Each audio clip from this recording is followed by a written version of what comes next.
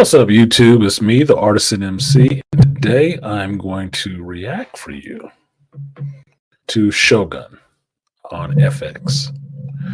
Now, I just did my first watch and review for this show, and it's a little late because the show started in February, and I am just now getting to it because I had some other things on my plate. But it is a show that I was interested in watching due to the fact that it involves Japanese culture, and it's another movie or another series from my past that I remember as a child in the 80s, along with Dune and Shaka Zulu. Now, Shogun, when it came on in the 80s, was very long, and it was done as a miniseries during the week, played on regular television. And although I watched some of it, I never really got the full gist of the story. Now, I know that it comes from a book, but I have not read that book. But I have recently downloaded that book on Audible, so I will start going through it this week just to get myself familiarized with the story and understanding the characters. Now, for this reaction, it'll be a short review just for what I saw in this first episode, being that there are 5 episodes out right now, I believe. So I'm catching up.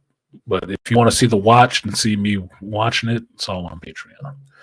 But for the short version of this episode takes place in 1600s Japan after Lord Takayo, I believe that's his name correctly. I believe I'm saying it correctly. Forgive me if the Japanese is wrong. Has died. And in his place, these 5 regent lords are kind of ruling until the the past leader's son comes of age. He has a young son. He's not of age to take the throne yet, so he's just kind of there. The regents are stepping in. And the show opens with Hiroyuki Sanada playing Yoshi, what is his name? Toranaga. And he is on his way to Edo Castle to meet with these regents about what is going on. Now, Toranaga was loyal to the dead emperor. He was loyal to him, and he has some familiarity with his son. But the rest of the regents, and especially Regent Ishido, has some issues with him, being that he has spirited away the dead emperor's daughter and brought her to his castle in Edo, where she is visiting her relative. But the regents see this as a power play that Toranaga is making, because he has also married off some of his children to other lords in the area and increased his fief couple fold. They're not necessarily keen on that. Now, once Toranaga gets to this meeting in Edo, you understand the dynamics between the rest of these regents. Some of them are weak, strong in numbers and power, but some of them are weak. And they are falling in line underneath Lord Ishido, who really wants to take out Toranaga. It's very clear that he has a little respect for the man. He has respect for his name and where he comes from, but he does want to take him over. And he does want to install himself as the Shogun, which would be the leader of this country, right? Now, you add into this mix of this Japanese political goings on, the advent of Portuguese have been coming to Japan and trading with them and installing Christianity with them as they've come. So you have Japanese people who walk around wearing crosses and believe in God and stuff like that outside of their, what I would think at this time would be Shinto religions or Buddhism in a sense, right? So they've traded and gained weapons and got a little bit of a foothold there. Well, this influences the regions because some of the regions are Christian in their faith and their belief in Japan, which I just see as absolutely crazy. But be it as it may, that's what's there. So in Toranaga coming to this meeting of the regents, they give him paperwork that basically says he will return um, the old shogun's daughter in 7 days. And after that, they will decide on if he is to be impeached from his lordship, and they kill him. Now, in a clever move, Toranaga sends his right-hand man to go check on and investigate this report that he received of a derelict ship washing ashore that is not one that they know of. And in sending his trusted friend to go inspect this, you are now introduced to the character of John Blackthorne, played by Cosmo Jarvis. Now, John Blackthorne is English, and he is an English pilot on an English ship that has been looking for Japan. And I have this book, kind of describes the way they're trying to find what the Portuguese have been hiding or holding secret for a long time. Now, the interesting part about this is not the fact that John Blackthorne is a pilot on this derelict ship. It's the fact that these are people who are Protestants. They're not Christians. So if you understand Christianity and its reformations and stuff like that, or its splinterings, in a sense, you understand what a Protestant is and what the Catholic is, and their versions of Christianity that they practice. So basically, ideologically, they are opposed to each other, but these English Protestants are trying to find this place that the Portuguese have been holding secret. And by luck or fate, what have you, John Blackthorne and his English ship do wash up on the shores of Japan and is taken prisoner by the lord of the fief that he crashes into, which is Lord Yabushiga. Now, Lord Yabushiga, played by, I'm going to forget his name right now, Toranoba Asano, is playing Kasashigi Yabushiga. And he is a lesser lord under Toranaga. And he is the first one to have contact, in a sense, with John Blackthorne and try to figure out what he is, who he is. And through his dealings and some translation by somebody who speaks Portuguese, because luckily John Blackthorne speaks a little bit of Portuguese.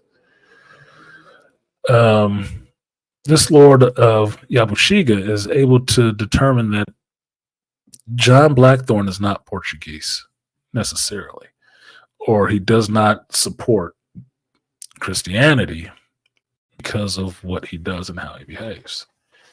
And he understands that on this ship there is a lot of weapons. And with his lord Toranaga being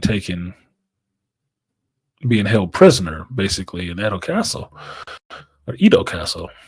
that he's as good as a dead man, and things are going to change up with the regents. So it's better to hold this ship in secret with its weapons and everything, and carve out a little piece of a fiefdom for himself, in a sense.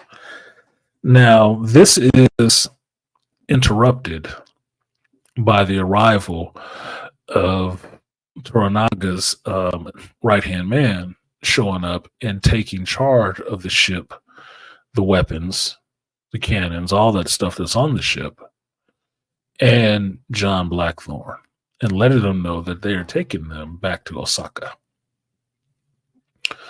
Now, you get the introduction of the Spaniard character, who I forget his name, and I didn't see his credit on the IMDb, but I recognize this actor, even though it's under the beard and stuff like that. I recognize him from The Dark Knight. He was the mayor in the Dark Knight movies. And I can't think of what his name is right now, but I'll find it. I'll put it in later on. But what happens is that the Spaniard actually does speak English and Portuguese and Japanese. And he takes charge of John Blackthorne and starts filling him in a little bit more about how this works, what to do and what to say. Now, the Japanese in this are very curious of John Blackthorne, but they have a lot of internal stuff going on with them as well. So this trip to Osaka is met by some dangers, some natural dangers when you're sailing on the seas. And through that, John Blackthorne kind of proves his worth in some senses to Yabushiga. And there's another part I don't want to spoil, but they do come to some kind of understanding with each other, even though they don't speak the same language. John Blackthorne sees something that really shocks him, and he shows a degree of respect to Yabushiga, which I see as a bond forming between the two of them, which would be interesting. Now, eventually they do arrive at Osaka, and you get John Blackthorne finally meeting Yoshi Toranaga. And that is where that episode ends.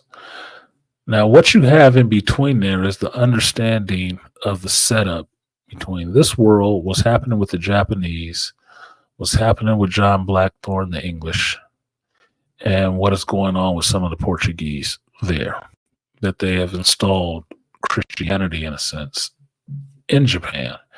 And it is adversarial to the English coming there because they don't want them there. And they mark them as pirates and bandits and evil because they don't worship the same God. So I can see that becoming a larger problem as the series goes on, with the larger problem of the political maneuverings that's happening within the Japanese side of this story, with who is going to try to become the next shogun. And for me, I see the young emperor being killed. I do. I see somebody trying to kill him. In these regions, these other four regions, rising up and fighting amongst each other to take control of the country, and for one of them to become the shogun. Now, it's obvious that Lord Ishido wants that title. He wants the title. He's a disrespectful little cur. And I'm looking to see that story develop. But since I have not read the book, all of this is new for me. So it's all fertile ground for me to watch and be entertained by it and get into the political maneuverings of these characters. I can say for the first episode, it looked beautiful. It only made me want to go back and play Ghost of Tsushima again because I haven't played it in a while. Not because I finished it. But it's a beautiful landscape. And it's one of the things that I think about when I look at movies from there or games from there. Why I have not ventured to Japan yet. I have not been there yet. And there are points in my mind on the map that I want to go to visit Japan. So with this show, I think I'm going to get a little bit more visual stimulation on seeing that countryside and how this culture works. How accurate it is, I have to ask somebody who's an expert on Japanese or something. Maybe nameless protagonist. So I would be interested to see his input on this show to see what he thinks of it. Story wise, I'm there. I mean, it's about 10 o'clock here right now, and even though I have to edit this video, I still want to go ahead and watch episode 2, just so I can get further on into the story of what happens. So with that, I'm going to go ahead and end this reaction review. So far, I've been entertained. I was out and out laughing on some parts because it was funny what happens when cultures clash and you don't understand the language, but gestures are conveyed. It was entertaining to me. I laughed at some parts. I really got the dialogue. It was pithy and to the point with some of these people. So I was really enjoying the conversation because I got into it that they're characters. These are not just people sitting there spouting bullshit lines. They were actually characters and kind of fleshed out in a sense. So I'm looking forward to seeing them develop. So like, share, subscribe, and I will see you guys next time. Peace.